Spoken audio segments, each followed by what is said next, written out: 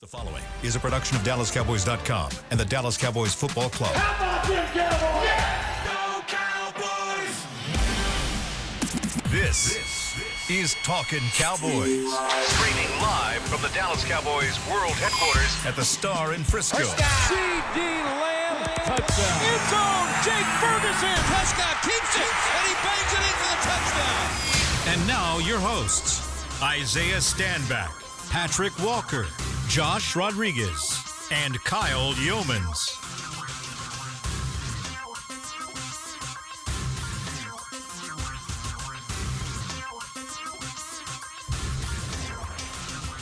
It's a terrific Thursday edition of Talking Cowboys presented by Black Rifle Coffee Company live from the Star in Frisco, Texas in the SWBC studios. Welcome in, everybody. We've got the whole cast and crew ready for you to rock today. The whole cast. All of it. Patrik Walker, Josh Rodriguez, Isaiah Stanback, Chris Beam in the back. I'm Kyle Youmans. You guys go ahead and spin around. Come on. Spinning. If you Rumor has it Chris Beam was in the back. He is. in the back. Yeah, he's definitely in the back. Credible sources indicate. First source indicate. First source. Chris Beam is in the back. We would never reveal our sources. If you have never joined Talking Cowboys, welcome. First off, you're in for a wild one. Welcome to today. the family. Every day, but specifically today, we're already off to a hot start. Yeah. And guess what? You ain't going nowhere. you're going nowhere. You gotta know. If you also, know. if you ever had a question on whether or not we enjoy working together day in and day out, and we get tired of each other, that hasn't happened yet. No, we don't. We enjoy it. We enjoy get a being little crazy. the 7 minutes before the show, I think I've laughed more in those 7 minutes than I have over the last 7 days. Girl, we need to be behind the scenes. We need a little bit of that. We need a little Girl, what you- lightness on top of all the darkness we see every Darkness. day. I like the way you put that. I hate Yeah. the back of what. I know what you put. Welcome into Talking Cowboys, everybody. It is a Thursday. We're going to have Lab Coat in the third segment. So Patrik Walker is going to drop some science. Absolutely. What are we talking about today in Lab Coat? Listen. The Cowboys? Yeah, we are talking about the Cowboys. Okay, that's good. It ain't. Well, at least we're on topic. It ain't pretty. Smash, We're just going to talk about Stephen Jones said earlier this week when he was asked on 105.3 The Fan if the Cowboys are still a playoff team. Does he still view the Cowboys as a playoff team? And he said absolutely. That absolutely has stuck in my craw ever since. So we'll talk, in my craw. Not in the crawl. In my craw. Where is that located? It's a family show. Oh, gotcha. I was curious. Never heard of it. At least sometimes. Never heard of it. Well, yeah. No, it's a... Well, okay, you're not from the South. I'm not from the South. You're not from the South. Yeah. Northwest South. Yeah, something sticking in your craw is absolutely a Southern phrase. Oh. Yeah, it's a thing. So we'll talk about that because absolutely. Yeah, what mean term the would you same to use in Washington? Is it like grinding your gears? Throwing him aside? Buttering your Probably biscuit? like grinding your gears was not in the hood. Man, they were just grinding my gears with that whole What's thing. irking you these Irking. days? Yeah, irking is probably a good one. Okay, yeah. Yeah. So same. Okay. It irked me. Stuck in my craw. A little residue. Yeah. Please, Patrik. When you talk about Stephen Jones saying that this Stick around, is a right? playoff. Yeah, so let's just say we'll talk about how absolutely shouldn't have a subjective definition based on who's answering the question. Okay. Yeah, are the Cowboys a playoff team? We'll talk about that in Lab Coat. Nice.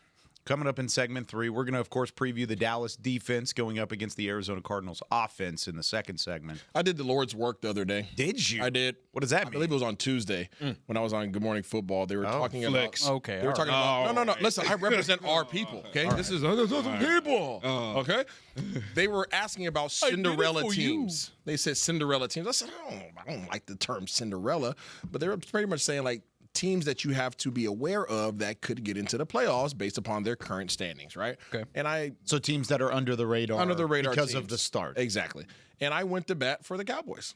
I went to bat for the Cowboys, and I said that the Cowboys get into the playoffs. Why would you do that? Because I truly believe it. I said I believe that the Cowboys sneak into the playoffs in the number 2 spot in the NFC East with 8-8-1. That's what I said. I think they get in with 8-1. That's how they slide into the playoffs. So what year was that? Giants 07? No, 11. 2011. So you think they could be the 2011 Giants? Yes. That's when I walked away with jewelry. You can see That's that why you happening. had the date, Bernie. Yeah. I was a part of that. The only part of me that disagrees, we've talked about this before. This team is not as far off as you think. No. And there are ways to fix it now, and that's why I think all of us collectively have said, please do something in the next week and a half. How many days? No, it's less than that. How many days now? It says it's 5 days now. 5 days. Yeah, it's next Tuesday. Next Tuesday. So with all that being said, Detroit they're not old. too far off, but with the schedule that they have in front of them, it is not going to be easy. You know what? It was worse before the season started. What was worse? The schedule. The schedule was worse. The team. I mean, that's always. Oh yeah, you mean because That's the parody of the is NFL. taking over. Yeah, but you've already 100%. lost to the Broncos and I hear to you. the Panthers. I hear you. And both of those teams going into the year, you probably would have said you had a shot against. If But not the Broncos. that's actually have proving won. his point, though, because before the season started, that part of the schedule looked a lot leaner than it did Right. now that we're currently in it. And the Panthers and the Broncos both look a lot better than you kind of expected going into the season. Right. Yeah. I'm kind of with you, and I don't think those powerhouse teams that you're expecting at the end of the schedule are quite the same. Look at, the Vikings we were talking about is like Washington. I don't know, Washington. I don't know. Even the Chiefs to some extent. Yeah, but granted, they're kind of back on The track. Chargers are better than what you thought they were going into the year. Of course, the Eagles, the Chiefs, and the Lions are still juggernauts in this league. The Raiders probably aren't. You anticipated that being a win, and they're not going to go down without a fight. You think Ashton Genty's going to have something to say about playing against the Cowboys after growing up in Frisco? I mean, he hasn't had a lot to say. He this can, year. have, he can have whatever he wants to say, but the whole line is Brock speaking Bowers on is his gonna have behalf. something to Yeah, say they'll no be matter fine. what. Yeah, Is Bowers healthy? No matter what. I think and what really So I think 8 wins. I truly think 8-1 I don't think that's out of the realm of possibility at all. I think that's fair. would that get you in at 8-1? in the NFC East. Yes. In the NFC, yes. with the Commanders stumbling, it might very well. But what's going to with the ratchet in the gears is really going to be if you somehow survive Philly, and I believe you can survive Philly because you almost beat Philly, but that's still going to be a marquee. that's gonna be a matchup, dogfight. The tall So ask. Philly, Kansas City, who looks back on track. Yes. The Detroit Lions, powerhouse. You don't know what you get from the Vikings. Toss up, maybe. Vikings, Who knows? they're- Chargers, we already know Herbert is playing. He's playing lights He's out. playing. If you somehow survive that, the fact that your last 2 games are division games, Yeah, you need 5. Right? could very well fall right into you need Isaiah's 6. point. I think you need 6. I'm giving 5. That's You're fair. giving 5. I'm giving. I mean, Who I think are they taking? Okay, I'm not making any No, predictions yeah, yet. 'Cause it's not Friday, yeah, but fee. you got Arizona, you got the Raiders. I think Minnesota. I think you win that Okay. one. Okay, 1, 2, and 3. Washington and New York. You got a shot to win all of those games. Absolutely. That's what I think. Yeah. 8-1. I think you split with Washington, I do too. but you've already taken. You've already won one.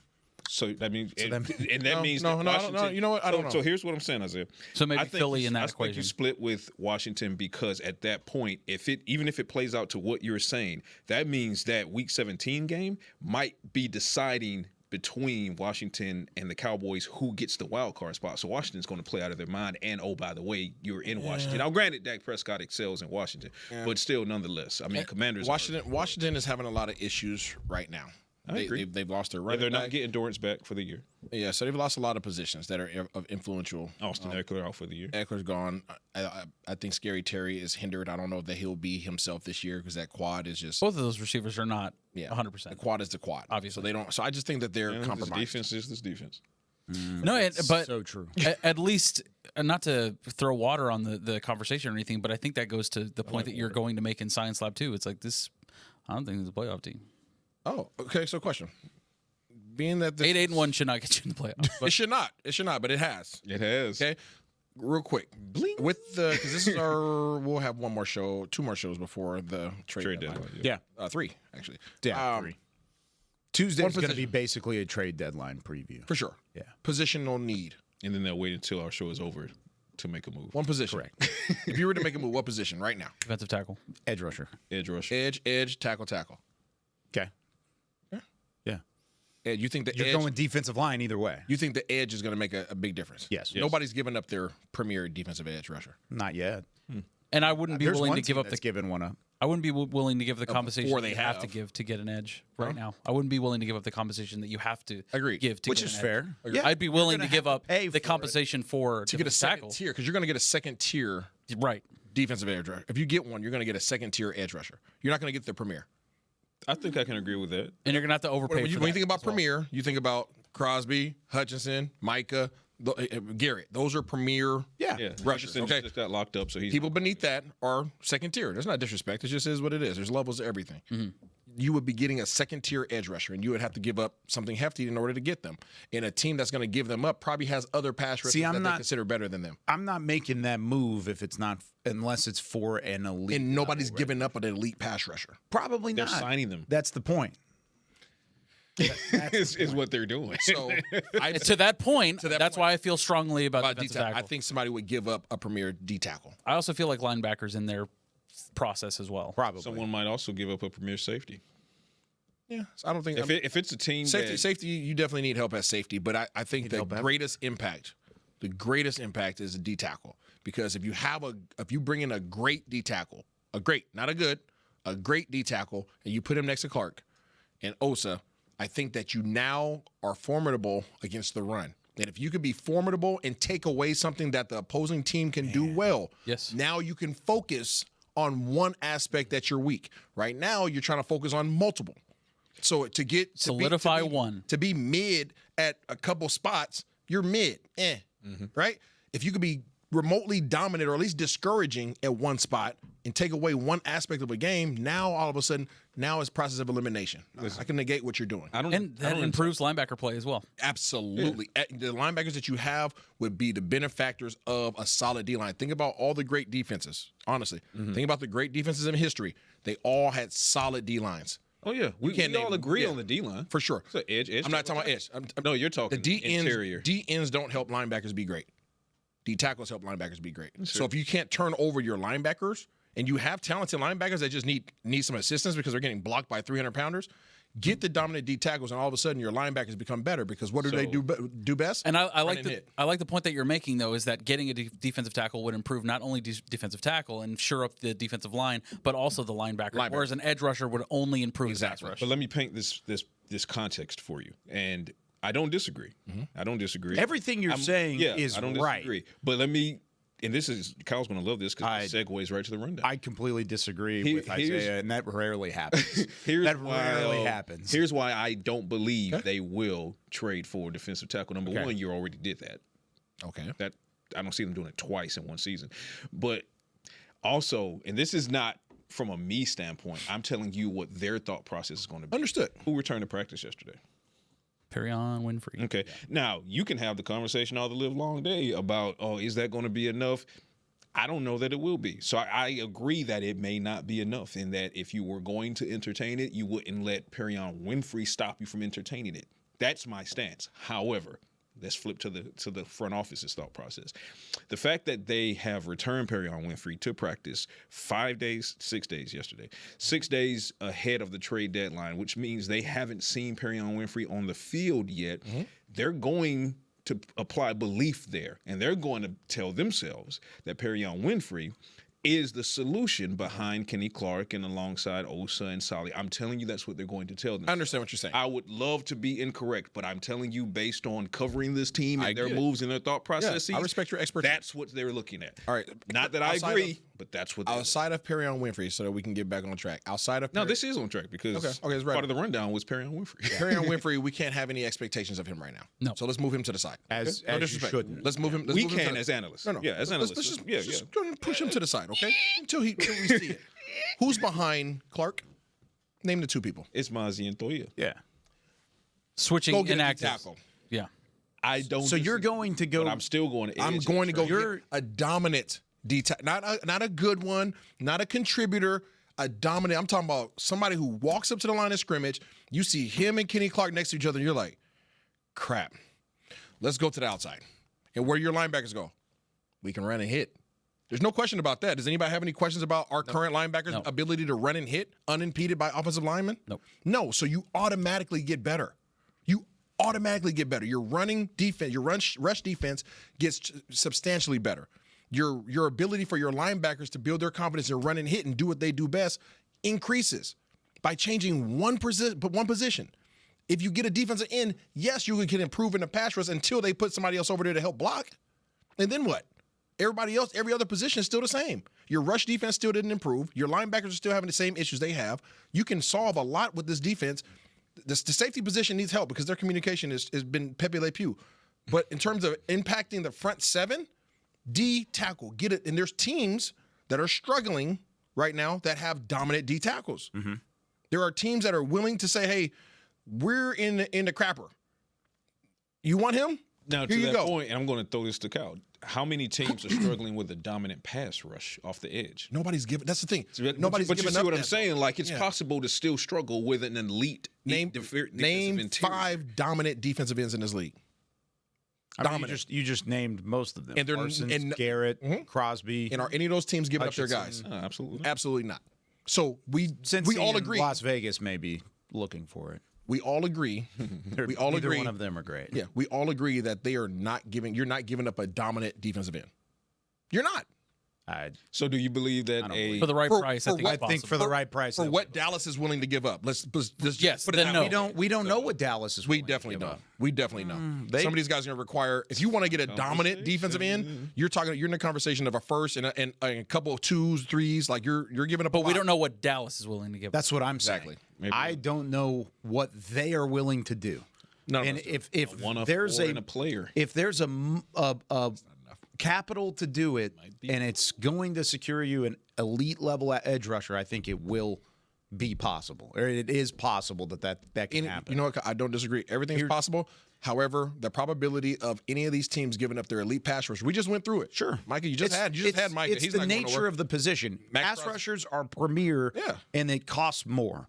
Defensive tackles are not that flashy premier position, so they don't cost as much. That's why I want that. That's why you want that. Which is fine. I get it. Shoring up what you've got on the inside of that interior defensive line is going to help your football team. I don't disagree there. Mm-hmm. But I'm also going to raise you the fact that this isn't the only spot on the defense that needs help. You need help everywhere else. You do. And you already, if you would argue out of defensive tackle, edge rusher, linebacker, corner, safety, who has played the best out of those 5 position groups on the defensive side, my answer would be the interior of the defensive line. Even more reason to get a dominant guy so that you can be more dominant. But the second Kenny Clark is out, what are you going to do? He's not out. He was almost out. But he's not. The sky was going to fall at that point. They're going to say you can say that with anything. You could say, what happens whenever Dak Prescott's out? What happens when Jake Ferguson's out? You can have that same conversation with anything. But can you disagree? Let's go have 7 defensive tackles that can play football and allow for the rest of our defense to fall apart. You have one. You have one that you've got 3. You have one. Osa. You have one that discourages the opposing team from running up the middle. Yeah. Let me ask you. Let's keep it 100. Rhetorical question. What's the most important position in all of football? Quarterback. Okay. So if you harass, terrorize, and take down the quarterback, you probably but you can scheme. Probably we've seen that though. You can scheme. You can scheme. I don't know. You can sack a quarterback 5 times in a single game and not win. I heard that earlier this year. Come on, man. There's a handful of guys. There's again, we just went down the list of the handful of guys that can single-handedly disrupt your game. Like I'm saying, like you can circle them and say these guys are different. These guys are different. Myles Garrett, Max Crosby, Hutchinson, Micah. Outside of that, there's a handful of other guys that you're like, okay, these guys, they can affect the game, but you're not fearful of anybody else outside of those guys. Maybe a Hunter down there in with the Houston Texans. Other than that, there's some really good pass rushers, but they're not those guys, right? You know what I'm saying? Those guys are premier, like cream of the crop. Like pay those guys whatever the heck they want because they're that dominant. Mm-hmm. Outside of that, there's not. You can literally discourage teams from running the ball straight. That's where your issue is. And then they're just going to drop back and pass them. Yeah, and then they're going to throw it all over the secondary. But in terms of they're going to have all day to pass. If you had to make one move, this is my question. If you had to make one move That one move at D tackle improves multiple position groups. I would argue a pass rusher does the same. Not even a little bit. It gives Not even less time for a quarterback to throw the football. Not even a little bit. Teams have all day to throw the football. They're and then filing taxes in the pocket. What have we talked about with these mobile quarterbacks? When they get outside the pocket, how does that affect your secondary? When they break contain. How do they get outside the pocket? Stress your line. Bad edge rusher play. Listen, I'm not arguing. You're not fixing anything. I'm not arguing that you don't have other issues. We understand that. That's what I'm saying is, if you had to make one move, what move is going to be the most impactful for your entire defense? But here's where Kyle and I, correct me if I'm wrong, here's where Kyle and I stand in relation to your argument. You went and got a pass rusher. Right as it stands. Safety. Jadeveon Clowney? Safety, cornerback, linebacker, defensive end, defensive tackle. Of those groups, the group that has had the strongest showing for the most part of the season is defensive tackle. Yes. You're saying throw more at that and ignore the glaring issue at one of the weakest points of your attack, which is defensive end, which also, whether you agree or not, it's true, Isaiah, it also helps impact what happens on the back end, because if you're pressuring these quarterbacks and you're knocking them off the spot and you're keeping contained, that helps keep them in the pocket. Guess what? Now your defensive tackles, when they penetrate, they can get to them. Windows get shortened on the back end, but when they break contain, linebackers get stressed, cornerbacks get stressed, secondaries get safeties get stressed, and then chunk plays, explosive downfields. So I'm right there with Kyle, right here. So let me give you a different perspective. From a quarterback's perspective, I can promise you, I was less concerned about DNs than I was about D tackles. Because you can move. Completely understand. But not every face when I can move. They're not all of them can move. Absolutely, but guess what? I'm telling you, if you have two dominant defensive linemen, how many offensive linemen are required to block them? Probably 3 to 4. Three to 4. So now your defensive ends now have what? Singled up. You singled up, right? Yeah. One-on-one matchups, correct? I don't disagree. That's how football works. We're not disagreeing, Isaiah. but you're disagreeing. Yes. You're saying not even an impact or an upgrade. Let's talk about pass rush. Philadelphia Eagles. Okay. Where do you not want to go? Up the middle. However, do they have a dominant pass rusher right now? But do they have pass rushers who can impact the game? Do the Cowboys have pass rushers who can impact the game? No. And I'm not talking about Easy. He's progressing. But for the most part, at least the Eagles have edge rushers that are serviceable at least. I think getting you a defensive tackle and shoring up that spot makes those pass rushers better. And you could argue. You can argue on both sides. You can argue on both sides. Pass rusher can impact positively the defensive tackle. But you're not going to get an elite one. You just need an upgrade, Zay. You need anything there. Your best defensive tackle right now I'm telling you, it's less impactful than a D tackle. I'm just telling you. Your best defensive tackles right now are Kenny Clark and Osa Odighizuwa. That's a good 1-2 punch on the inside of your defensive line. Good. When you look outside, you've got a growing Donovan Ezeraku, and you have James Houston, who have made the most impact at your edge rusher spot. Nothing against those two guys, but you can upgrade at that position. Absolutely. When you go get a dominant defensive tackle, all that's doing is taking 1 or 2 of Osa or Kenny off the field. Not true. And then it's just, I get it. Are you going to play 3 defensive tackles? Do you consider Osa to be a true 1 technique? No, he's a 3 technique. He's a 3 He's technique. always been. But can he play 5? Probably not. Absolutely he can. I don't know. He hasn't done a whole lot of that. Here's my thing. I don't disagree with you that they can be better at stopping the run. And I don't disagree with you that having another dominant defensive tackle can help your linebackers. All of that is factual. All of that can be happening. But I think when you have your main problem right now as quarterbacks having time to throw, picking apart your secondary, and a secondary that is stretched so thin at safety and at cornerback that anything you can do to take time off their plate, you're going to do so. Stopping the run has always been secondary in this defense, and still they do that better than they do at stopping the pass right now. And that's why I want to pass. That's where we are. And real quick, I don't disagree with anything you're saying. You want to be mid everywhere. No, here's what I'm saying. I want to be serviceable on defense. First of all, which Nate, is you're the right. whole point. Isaiah does know ball. You're right. We agree. Isaiah knows ball. We're not debating. I'm not that. disagreeing So what we're Isaiah is saying. But for the gentleman in the chat that's saying what Kyle and OC are missing is that the losses are predicated upon the Cowboys' run defense. Okay, we're not missing that. What we're saying is the Cowboys made a trade for a 3-time Pro Bowler. Yes. Okay. So and they paid $80 million to their 3 technique. Exactly. So in their mind, and before week 5, I'll say, the run defense showed it could do some things. Before week 5 and going through now, you have how many instances of the pass rush impacting the game positively? Maybe one. One, New York. That's all you got. So we're not missing the point of the run defense needs to be what it is. We're saying you are so deficient in impact on the edges versus your ability to impact the middle of the defense that you have to attack the weakest point when you're adding talent. That's all we're saying. We're not saying they're world beaters at stopping the run. We're saying they can't change the game at all in the pass. We have different approaches. If I was a general manager, I want to be dominant somewhere. That's I don't want to be in a couple places. I want to be dominant somewhere. Where are you dominant? Nowhere. I want to be dominant in the middle. Take away something that they do. I don't want them to have the ability to feel comfortable and confident doing everything because I have one guy who may or may not get to the quarterback. Out of 70 snaps, he impacts the game 2 plays. We don't disagree in that. Our point being, Kyle and I, our point being, you can be dominant in the middle. Wonderful. That's wonderful. Would love that. Love that. But the quarterback having time to throw, being able to break, contain, to stress your linebackers and your secondary, that's, oh, by the way, suffering so many injuries, they don't know what to do with themselves. Why would you? Cool, you can stop the run.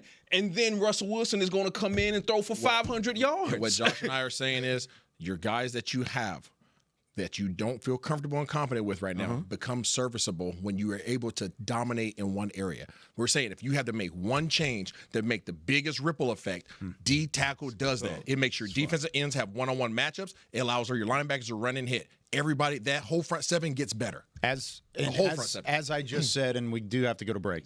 As I just said, I think you've already gotten solid defensive tackle play, and it hasn't mattered outside. That's the point from me. Solid, not dominant. Correct. Solid, not dominant. Are you even remotely solid on the edge? Even remotely? No. Not even close. Okay. Great job. Well done. talk. Yeah, good talk. Fantastic. Good debate, everybody. Yeah, well done. You're right. Good job, Josh. Yeah, well done. All right. Josh doesn't Go to break. Stop being All right. We'll be back with more Talking Cowboys after this. I'm home. Hey, Mom, before you ask, I've done my homework and the dishwasher's unloaded. Nice. Hey, can you... Hey, hon, yes, I've got the finale ready to play. Here's your wine. Wow. Isn't it nice not having to ask? We think so. That's why if there's a network interruption, AT&T will proactively credit you for a full day of service, guaranteed. Credit for fiber downtime lasting 20 minutes or more, or for wireless downtime lasting 60 minutes or more caused by a single incident impact 10 or more towers. Restrictions and exclusions apply. See att.com/guarantee for details. If you're looking for fresh American roasted coffee that gives back, you need to head to your local grocery store and pick up a bag of Black Rifle coffee. That's right, America's coffee is now available in the coffee aisle of a grocery store near you.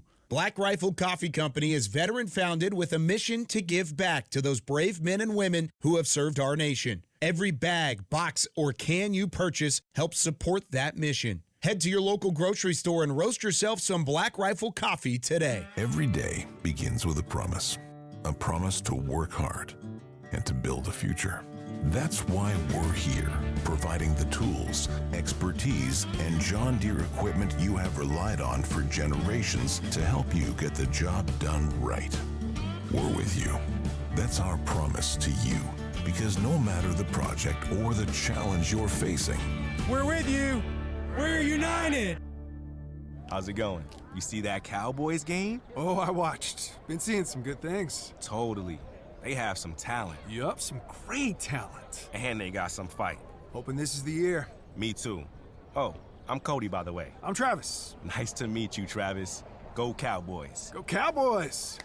Make a new friend based solely on their shirt choice. What would you like the power to do?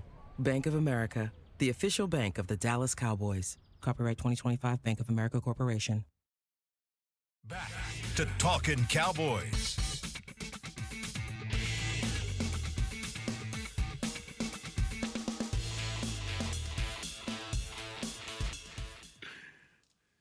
Go.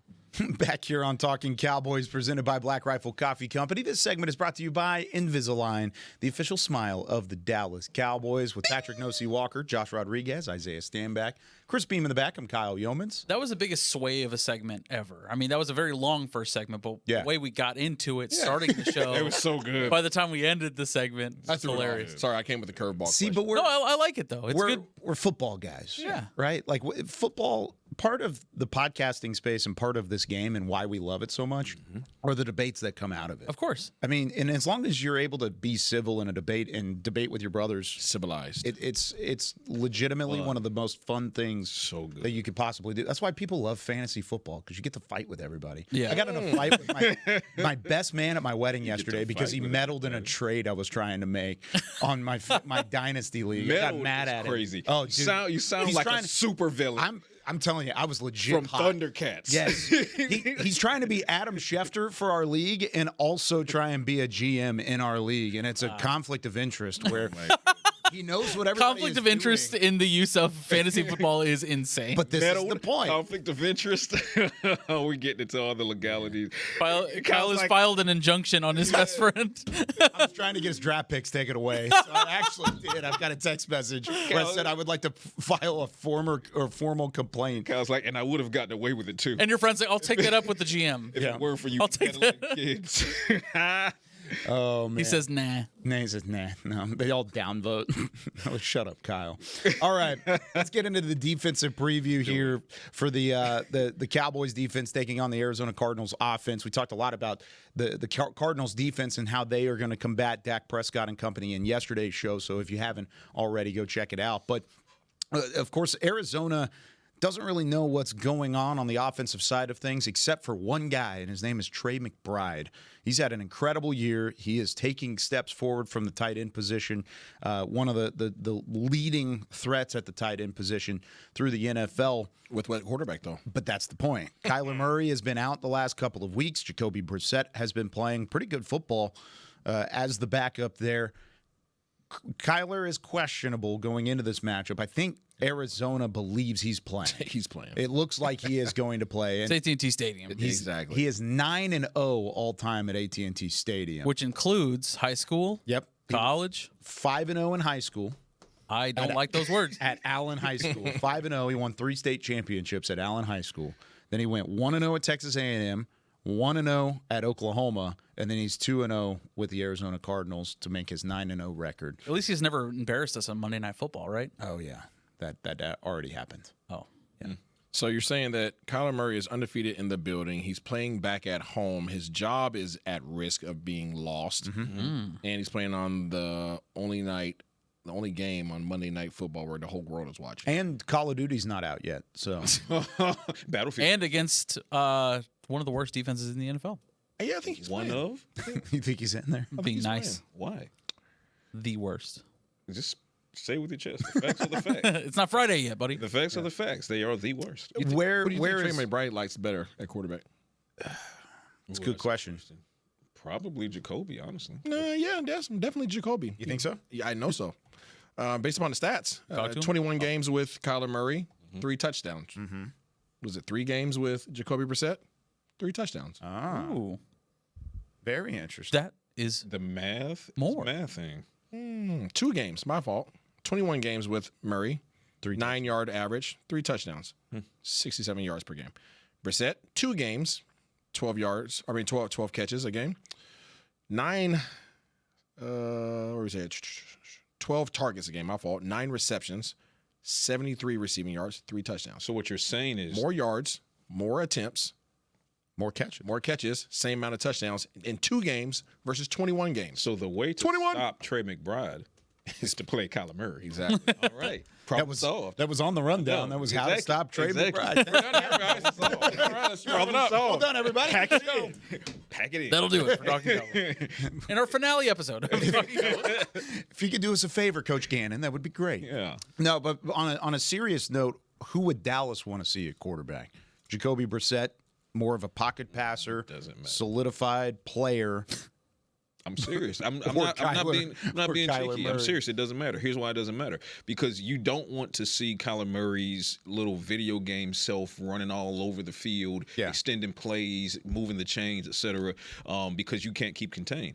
But at the same, maybe trade for an edge rusher. But if it's Jacoby Brissett, more of a pocket guy, well, the problem with that is you have a secondary that's struggling to cover primarily because they're being asked to do something that they're not comfortable doing, which is zone coverage. Yeah. And we talked about this earlier this week. Isaiah, you bought the feature from Josh that the Cowboys would break the 50% mark on man. They moved in the wrong direction. So now you just don't know what you're going to get. So you have to assume that it's going to be another zone heavy situation. And so Jacoby Brissett, he's a veteran, a lot of skins on the wall. He knows how to read zone coverage. The Cowboys would rather see Uncle Rico play quarterback. No, I don't know.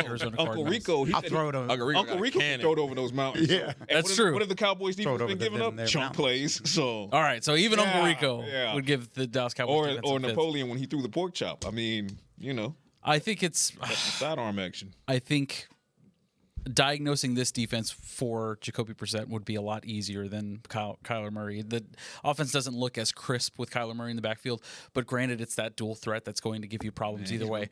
I don't think you like either matchup for the Dallas defense because, again, like we've talked about many times, this whole week, basically, the Dallas Cowboys are the worst defense in the NFL.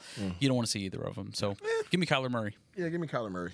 Take Kyler? Yeah, because their pass concepts are completely different when Kyler Murray's in the game. Do tell. Yeah, it's just basic stuff. I mean, they do bootleg freaking all the time. They bootleg. Because they want him out of the pocket. They want him out of the pocket, yeah. Exactly. So getting him out of the pocket now, obviously he's a threat to run. So you have to have, but that's one of the things that Cowboys linebackers actually do well. They run, right? They run, they can hit. So you can have guys that can match him. I don't want to say match him, but at least keep up with him athletically. And the concepts are pretty predictable. They're relatively predictable once he gets out of the pocket. And you start talking about bootleg, there's only so many different routes that you can run. Well, as long as we have good communication in the secondary. Yeah, you can pass it off. But do you? No. Yeah. Is it tough for a defense? defense? That setup, I figured I'd just LeBron that for you. Is it tough for a defense to have both quarterbacks on their mind going into a matchup when they haven't had the best success whenever it comes to preparation in the early parts of the week? Yeah. You get an extra day going into Monday Night Football, but they're having to plan for both Jacoby Brissett and for Kyler Murray. They feel the same way we feel. I think they have a good inkling that Kyler Murray's most likely probably going to play. Okay, but and again, if Jacoby Brissett was going to sit back in a bubble, and you guys are obviously not happy with the pass rush, correct? Then I would much rather have a Kyler Murray that likes to get out the pocket where he's out the bubble, and now I have opportunity to go get him. Pop that bubble. I just don't feel like that was a good bubble pop. Bubble buddy, SpongeBob reference.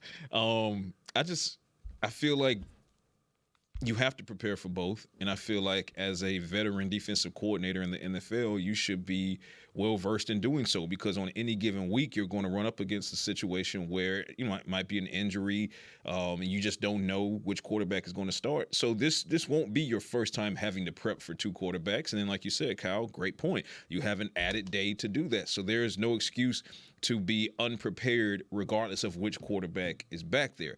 Now, being prepared is one thing. Check, hopefully so. What that preparation looks like as far as what scheme you're going to call. What does that preparation look like as far as translating to execution or lack thereof, communication or lack thereof? That's where, for me, I've seen so many instances of things falling apart in those latter two categories for the Cowboys defense, that be it Jacoby Brissett or Kyler Murray, you're equally in trouble because of injuries, because of schematic issues, because of communication issues, because of execution issues, and because of effort issues. So, like you said, it could be Uncle Rico back there. You're in trouble until you're not in trouble with this Cowboys defense. You're in trouble until you show me otherwise. All right, we got to take our second break. We ran long in the first segment. We want to give enough time for Lab Koat here on this Thursday of Talking Cowboys. Pat's already given us the tease. Hey. We've got it coming up when we come back with more talking right after this. I like the tease. How's it going? You see that Cowboys game? Oh, I watched. Been seeing some good things. Totally. They have some talent. Yup, some great talent. And they got some fight. Hoping this is the year. Me too. Oh, I'm Cody, by the way. I'm Travis. Nice to meet you, Travis. Go Cowboys. Go Cowboys! Make a new friend based solely on their shirt choice. What would you like the power to do? Bank of America, the official bank of the Dallas Cowboys. Copyright 2025 Bank of America Corporation. If you shout, "How about them Cowboys?" you have that undeniable passion that's the heart of Cowboys Nation. And if you like to drink Dr. Pepper, you love the unique blend of its 23 flavors. Together, your one-of-a-kind fandom paired with the one-of-a-kind taste of a delicious ice-cold Dr. Pepper is the game day lineup that can't be beat. Better yet, gather your Cowboys and Dr. Pepper fan friends to watch the next game and crack open a delicious ice-cold Dr. Pepper for everyone. The wins will be even tastier. It's a pepper thing. It's the official men's skincare brand of the Dallas Cowboys, Jack Black. And right now, Cowboys fans can get 15% off their $75 order. Plus, because every deal needs a playmaker, your order will include a free 5-piece skincare set and free shipping. The Jack Black Playmaker is 4 of Jack's favorites and a full-sized intense therapy lip balm. Make a play for the Playmaker at getjackblack.com/Cowboys with the code CowboysVIP. That's getjackblack.com/Cowboys with the code CowboysVIP. I'm home. Hey, Mom, before you ask, I've done my homework and the dishwasher's unloaded. Nice. Hey, can you... Hey, hon, yes, I've got the finale ready to play. Here's your wine. Wow. Isn't it nice not having to ask? We think so. That's why if there's a network interruption, AT&T will proactively credit you for a full day of service, guaranteed. Credit for fiber downtime lasting 20 minutes or more, or for wireless downtime lasting 60 minutes or more caused by a single incident impacting 10 or more towers. Restrictions and exclusions apply. See att.com/guarantee for details. Back to Talkin Cowboys.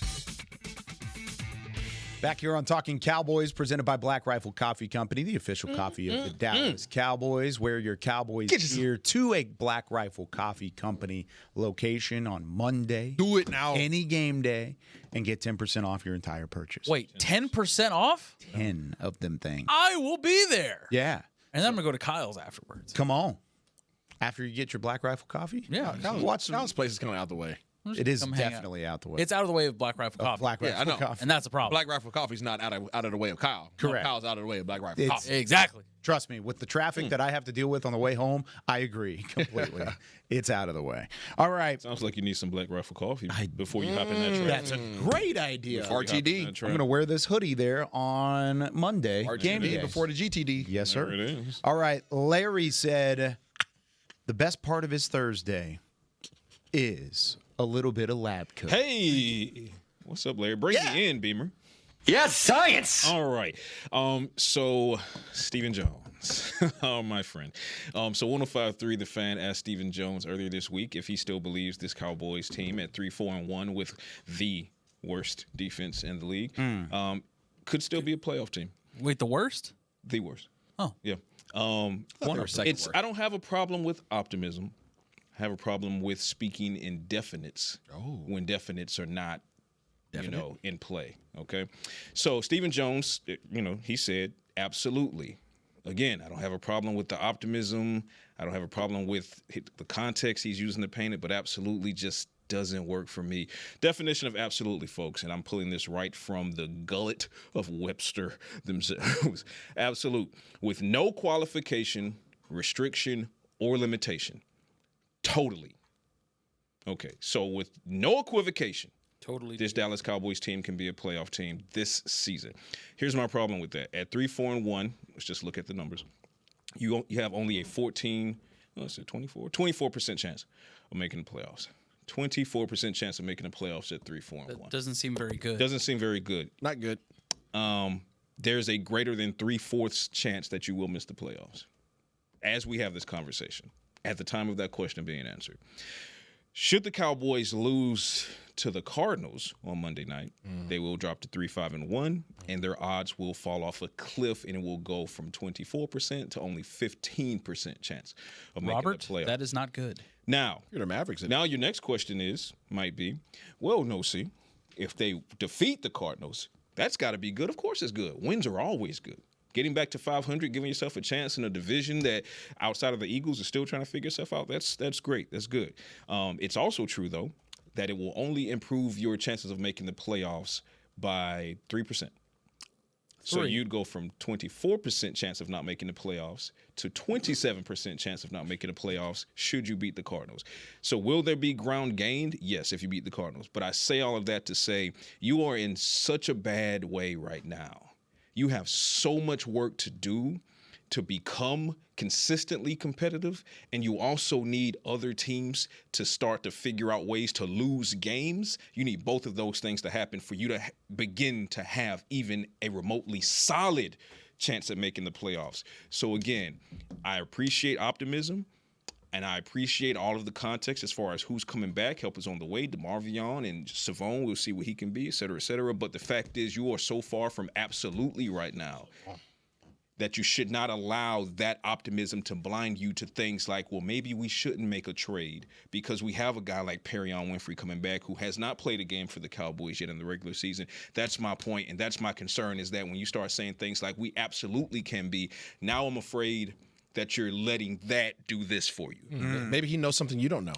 He absolutely does. He works upstairs. Like we work upstairs, but he works upstairs. Maybe he's talking in context outside of maybe after Tuesday. Maybe. The front office will always know more than what we know, even though we do the digging to try to figure out what they know. Dirk Diggler. My point being, regardless of what he knows, even if they make a blockbuster trade, it doesn't change the fact that defeating the Cardinals only improves your playoff chances by 3% to 27% overall.